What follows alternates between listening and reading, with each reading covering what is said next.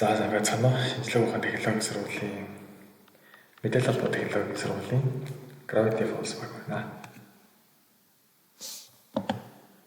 За манай баг нь ерөнхийдөө 4 гишүүнтэй байгаа. Буцагчд баг маань манай багийн ахлагч бол хэд төгөлдөр IoT технологийн 3 дахь курсыг өгдөг байгаа.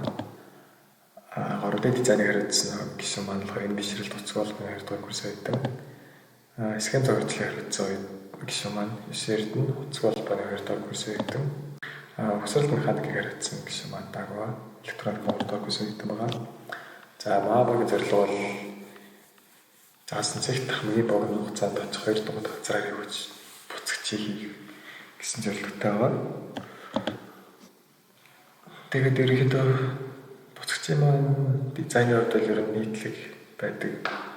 Хоёр талдаа дугуйтай голдоо метрөөр сенсор дээр багтаасан их биеийн голдоо барилдаг. Ерөнхийдөө иймэрхүү дизайнтай буцагч төсөлж байгаа. Техник хэрэглэгдэхүүн болгоод ESP32 гэсэн микроконтроллерыг сонгож байгаа. Яагаад нэг сонгож байгааг бол ихвчлээр нь Arduino Nano хүмүүс сонгодог. ESP32 нь бол ер нь нанотой ойролцоо жижиг хэмжээтэй ч гэсэн Arduino-оос л ер нь илүү хамаагүй илүү хүч чадалтай гэж явдаг байгаа. GPS-ийн хувьд U-Blox Neo 6 GPS-ийг сонгосон.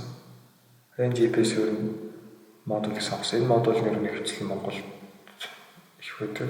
Тэгээд хүмүүс логоо буцагч дээр хвчлэн Монголд энэ GPS-ийг сонгож идэг.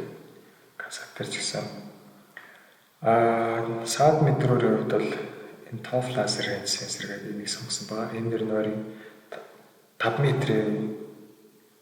метрт байгаа саадыг бол мэдэрдэг.